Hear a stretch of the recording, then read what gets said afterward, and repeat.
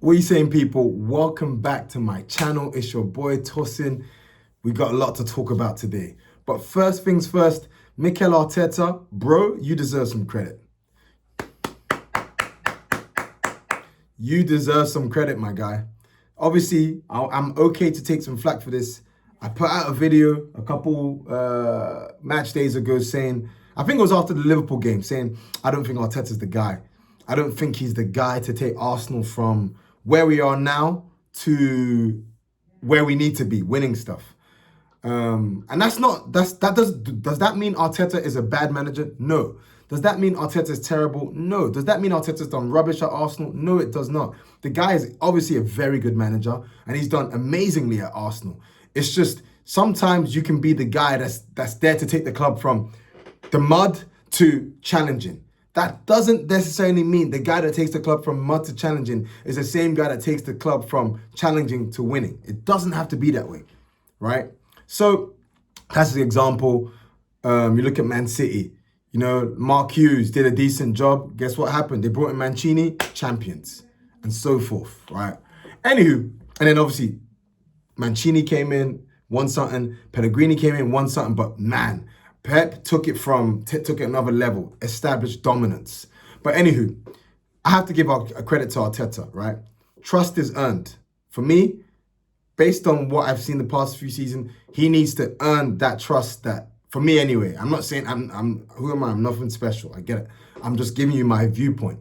I'm giving him credit because I know I previously said I don't think he's the guy, and I still don't until he wins something, right? So when he wins something at the end of the season, then I'll hold my hands up and say, okay, you know what, bro? I was wrong. You are that guy. It is what it is. Trust back. But he deserves credit. Why does he deserve credit? Because of the way he's been able to adapt to different issues that the club has faced. It's so funny because a lot of people, I've heard Chelsea fans, rightly so, talking about the injuries they have. They have a lot of injuries. I've heard Liverpool manager Arne Slot complain about injuries. I've heard Tottenham Frank talk about the injuries. They have a lot of injuries. But no one's talking about the fact that Arsenal have a lot of injuries in attacking areas. Noni Madueke is injured. Martin Ødegaard is injured. Gabby Jesus is injured. Kai Havertz is injured. Right? Who else is injured? Kai Havertz is injured. Victor Gyökeres is injured. Like, Martinelli is injured. So, and what's interesting is because a lot of players that got injured, these are players that were actually playing well before. It's so funny, people are like, oh, they don't start anyway. Yeah, but Martinelli was in good form before he got injured. Madueke was starting to heat up before he got injured. Ødegaard was playing well, getting some assists before he got injured, right? So these are, and now Gyökeres is injured when he ironically has his best game of the season. So for me, what I've seen Arteta do these past 2 weeks, it deserves some credit, man, because he was able to put out a good mix of strength and bedding in some young players against Brighton. Then we got the result. It was a risk, but we ended up winning the game, 2-0. We ended up winning the game at home. It's just good player management. That's all I wanted to say. I think he deserves credit. And it was the same thing with Slavia Prague, because that Slavia Prague game, yeah, it's Slavia Prague. I can't name you anyone in their starting 11. Probably, I now know the 6'6" guy. What's his name? Chori. I now know him because, man, that guy is massive and he was doing a lot on the day.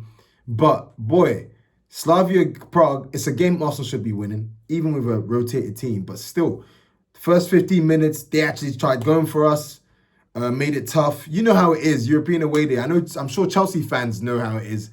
Drawing with carrier bag. Yeah, you know how it is. But the fact that Arteta was able to play that team, probably would have been criticized. Why are you playing Rice? Why are you playing Rice? He needed to play Rice because no Zubimendi. Norgard, for me, had his best game so far in an Arsenal shirt against Slavia Prague. Hincapié looked good. And I just think Arteta deserves credit for how he's been able to utilize the squad, utilize the team well. You know, obviously with the injuries and the results, we're getting 8 clean sheets in a row, with the team not even remotely looking like losing as well. Boy, credit to you, bro. Credit to you. And I want that credit to continue onto Sunderland. I now want to talk about the Sunderland match. Boy, Granit Xhaka derby. Granit Xhaka, top player. For me, he's the top player. And I was saying it, man. Like, it's interesting. Xhaka playing against Arsenal. For sure, it'll be an emotional game for him. But I'm not here to talk about Xhaka. I'm here to talk about the guy who basically has now replaced him. The new engine of our midfield, Declan Rice. It's perfect. This is perfect. It's perfect for Declan Rice right now because why? The guy is playing his way into form.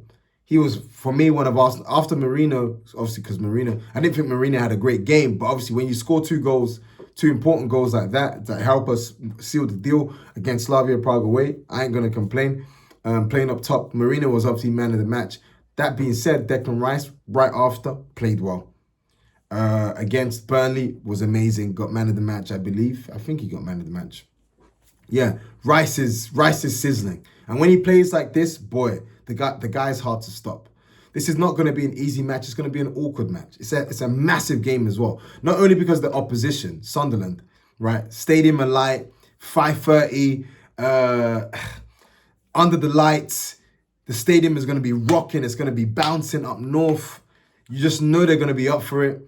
That being said, this is Arsenal.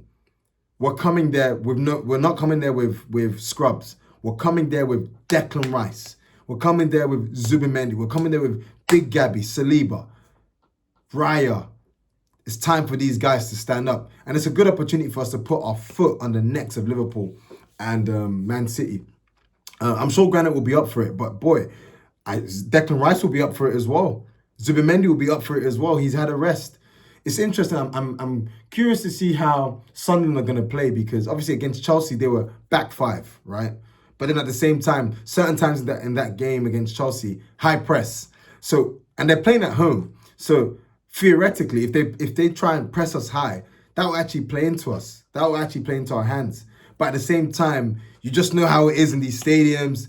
All the fans are getting behind it. They're egging the guys on. High pressing. Raya may just, try and be a bit too casual. Boy, Stadium of Light for me is Premier League heritage. I'm looking forward to I'm looking forward to playing them and actually just seeing Arsenal play there again because, man, that is Premier League heritage. But enough of the Sunderland bum sucking. Boy, we're going to win. We must win. It's funny. I say every game, it's so funny. Every game we play is a must win. Even though we're 6 clear of City and 7 clear of Liverpool. Every game is a must win. It is a must win. Why? Why is it a must win? Because we have not won it yet. We haven't won it yet. So we have to foot on the gas. Especially before the international break as well. Can we end another international break top? Obviously, we will end it top, but can we end it smiling, laughing? I think we can.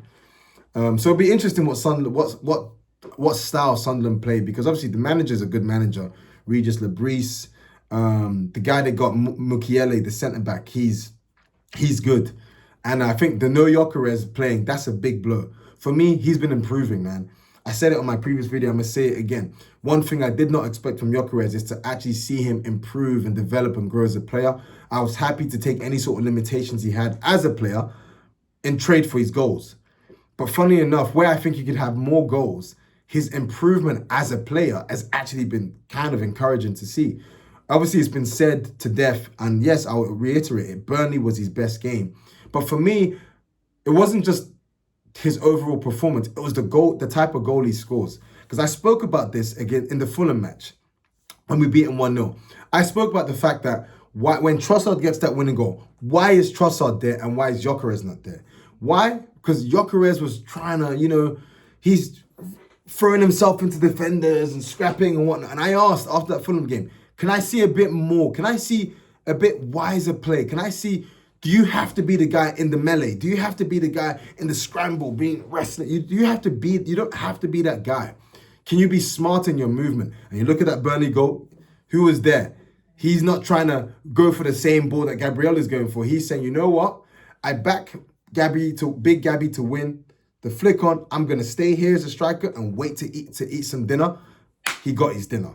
He got his dinner. And that for me, I look for progress, not perfection, right? That for me is progress.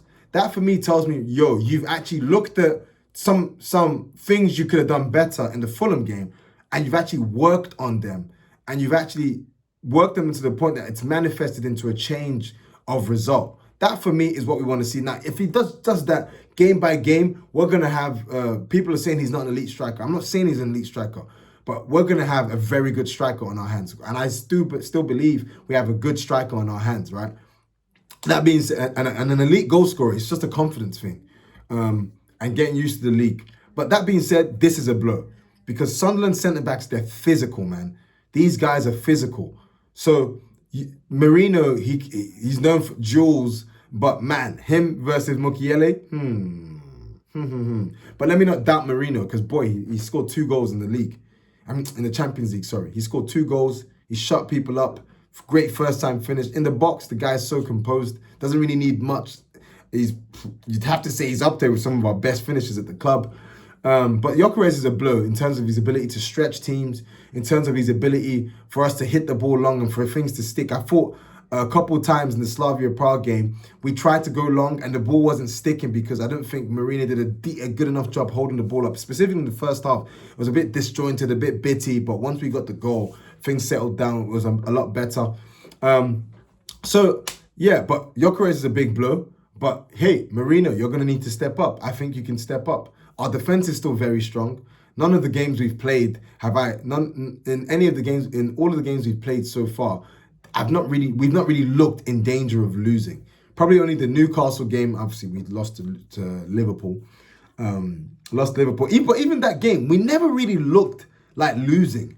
They scored from a set piece. City, yeah, they had some decent chances. Howland kills us in a transition, but then really and truly, like, it was a game where very, very small margin. So our defense doesn't give away much. And I expect that to be the case against Sunderland. For all of Sunderland's good industry, their play, an awkward opponent, I'd still back us to win and win actually comfortably. If you ask me for a score, I'd go 2-0 to the Arsenal. I think we're going to win 2-0. I think Zubimendi, I think Rice are going to be so important in that midfield.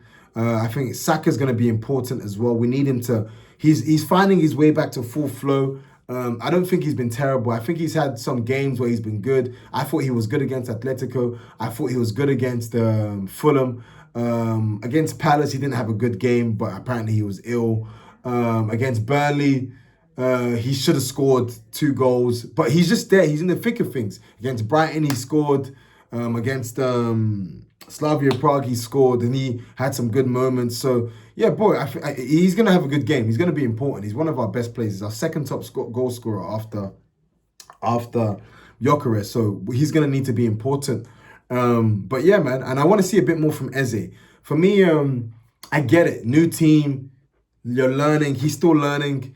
He's not been bad. He's got some assists. He's got his goal. He's got 2 goals. He's got a goal against Port Vale, a goal against Palace. Really, really quality goal against Palace. But for me, I want to see more. I think Eze, if I had to look at his overall performances so far at Arsenal, I'd put him, he's been a comfortable 6 out of 10.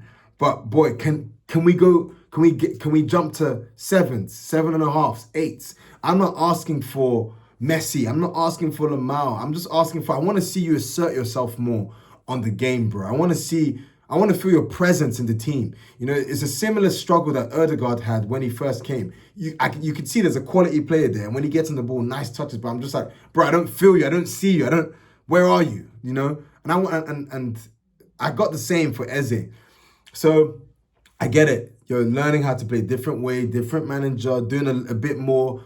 You're probably doing different things off the ball. It's not easy, but I definitely want to see Eze because I think he's such a quality player. I want to see him more on the ball against Sunderland, and I think he's going to be massive. I think he is going to be important. That midfield battle is going to be key.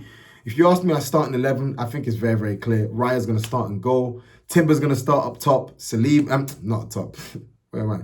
Timber's going to start right back. Saliba and Gabby centre back. Calafiori left back. Zubimendi, Rice in that midfield axis, that chef's kiss midfield axis. Eze playing in front of them. Saka on the right. Marino up top. Trossard on the left. Boy, 2-0. I'm backing us. Guys, what do you think the score's going to be? What do you anticipate to be the dangers? What do you anticipate to be the areas where we're going to get some joy? Let's do this, man. Let's end this international. Let's end this next round of let's end this match day on a high and go into the next round of internationals with a lot more to celebrate. Anyways, guys, up the Arsenal. Let's hope for a positive outcome on Saturday. Take care.